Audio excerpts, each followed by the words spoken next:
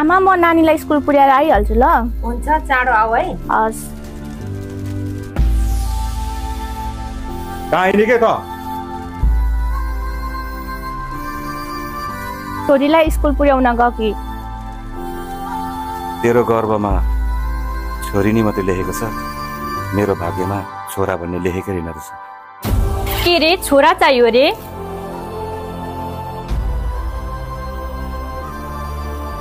मलाई छोरा चाहिन्छ, वंश चलाउनलाई पनि। छोरीको के काम? एक दिन बिहा गरेर जाने जात। तपाईँ छोरा भएर के गर्नु भएको छ? तपाईँ आफूलाई पनि हेर्नुस् त दाइ।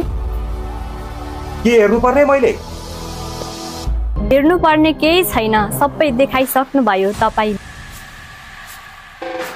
रक्सी खाने, स्वास्नी पिट्ने, तरुनी खुज्दै गाउँ गाउँ डुल्ने। छोरी के बोलेको?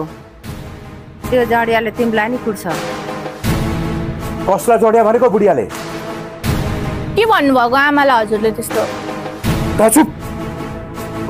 आजसम्म तपाईँ बाबुकै सम्पत्तिमा बाँचिराख्नु भएको छ, आमालाई बुढिया भन्नुहुन्छ? अनि अर्को कुरा थाहा छ? जान्न चाहनुहुन्छ? के थाहा छ? छोडे। के जान्न चाहनु पर्ने मैले? तपाईँको यही व्यवहारले गर्दा बुबाले सारा सम्पत्ति मेरो नाममा पास गरिदिनु भयो। के रे? सारा सम्पत्ति तेरो नाममा? तपाईँलाई लाग्छ कि यो सारा सम्पत्तिको मालिक मै हो, यो घरको राजा भन्ने लाग्छ होला, होइन र? म छोरो हुँ, म हुँदाहुँदै कसरी तेरो नाममा पास गरियो? तपाईँले बेचेर जाँड रक्सी खानुहुन्छ भनेर बुवाले मेरो नाममा पास गरिदिनु भएको हो। अनि अर्को कुरा, तपाईँले भन्दा धेरै मैले पढेकी छु। नर्सको जागिर गरेर पनि परिवारलाई मैले नै हेरिरहेको छु। बिहे पनि पहिला मेरै भयो। तपाईँले के चाहिँ गर्न सक्नु भएको छ र दाइ? नर्स हुँ, पैसा कमाएको छु भनेर घमण्ड गरेको होइन दादा।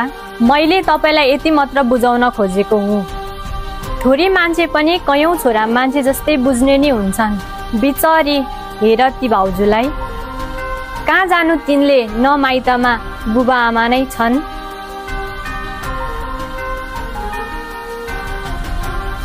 दाजु भाउजूले पनि राम्रो गर्दैनन्। अर्काकी छोरी ल्याइसके पछाडि सबै जिम्मेवारीहरू निभाउने सोच राख्नुपर्छ। मेरो पनि छोरी नै छिन्। मेरा घरकाले छोरा भएनन् भनेर कहिले पनि हेला गरेका छैनन्, सबैले माया गर्छन्। छोरा के को लागि खोज्नुहुन्छ? सबैलाई भोलि साह्रो गाह्रो पर्दा, दुःख पर्दा हेर्ने भनेकै यही छोरीहरू हुन्।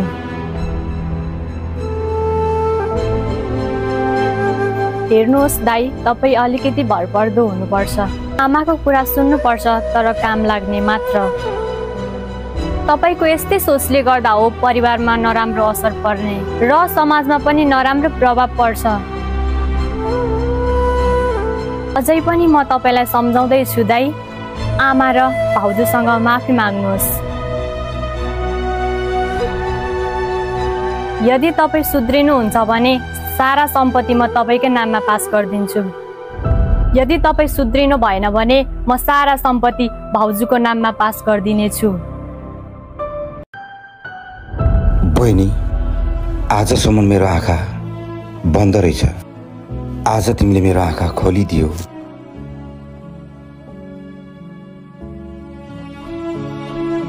अम्बिका, मलाई माफ गरिदेऊ।